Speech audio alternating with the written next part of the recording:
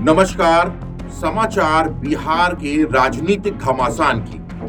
जब से नालंदा की जो जहरीली शराब का कांड हुआ है, जिसमें कि 11 परिवार के जो लोग हैं उन्होंने अपनी जान गंवाई है, उसके बाद से राजनीतिक माहौल बहुत ज्यादा गर्म हुआ है इस सर्दी में भी।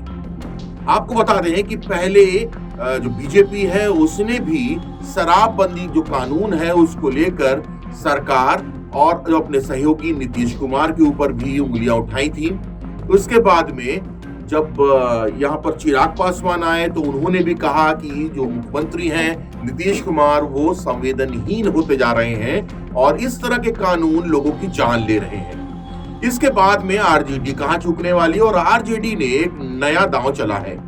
जो चिराग पासवान ने एक पत्र लिखा हुआ था राज्यपाल को कि राष्ट्रपति शासन लगाया जाए, उससे आगे बढ़ते हुए आरजेडी ने अब एक नया दांव चला है और उसमें उन्होंने सीधे सीधे एक अविश्वास प्रस्ताव लाने की बात की है। और उनका कहना है कि जो स्थितियां हैं बिहार में वो काफी घातक हैं और इसके लिए सरकार के खिलाफ में अविश्वास प्रस्ताव लाना बेहद जरूरी है।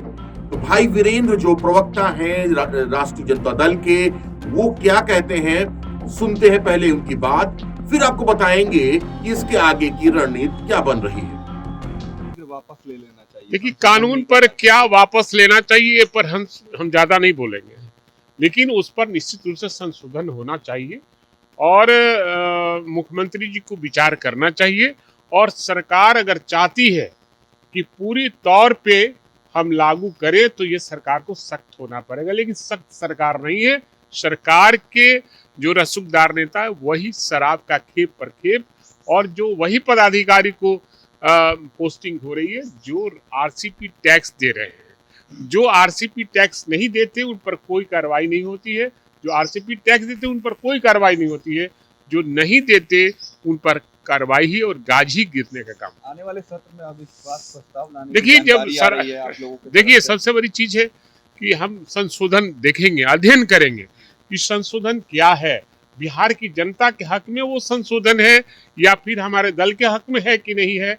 अगर हक में नहीं होगा बिहार की जनता के हक में तो निश्चित रूप से उसका खिलाफत करेंगे और मुख्यमंत्री के खिलाफ में, सरकार के खिलाफ में अविश्वास प्रस्ताव पर भी विचार करेंगे। आखिरी सवाल, क्या लग रहा है कि अगर तो आपने सुना कि किस तरह से आरजेडी पूरी तरह से हमलावर है। उसके जब वो देख रही है कि जो सहयोगी सरकार की है बीजेपी वो भी हमलावर है, तो इस तरह के मुद्दे को कैश क्यों ना कराया जाए।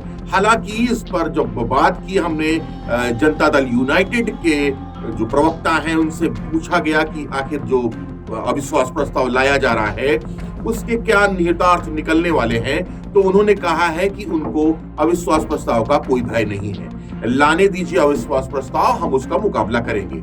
लेकिन ये चीज जरूर है कि जब उनसे ये पूछा गया कि क्या शराबबंदी जो कानून है उसमें कुछ संशोधन किया जाएगा, तो उनका साफ कहना था कि जितने भी मेंबर्स हैं विधानसभा के, उन्होंने चाहे पार्टी कोई भी हो, उन्होंने सबने शराबबंदी कानून को बनवाने में मदद की थी, तो इसमें कोई खामी नहीं है, इसलिए संशोधन की बात नहीं की जा सकती। तो आप पहले सुनिए कि क्या कहा नीरज कुमार ने इस पूरे मामले में, क्योंकि अब राजनीतिक जो उठापटक है बिहार में वो धीरे धीरे अपने परवान पे चढ़ती जा रही है। शराबबंदी कानून के विरोध में, शराबबंदी कानून के विरोध में अगर लाना है तो स्वागत है श्रीमान, आइए उस सदन के अंदर कहिए कि शराबबंदी कानून को खत्म करो।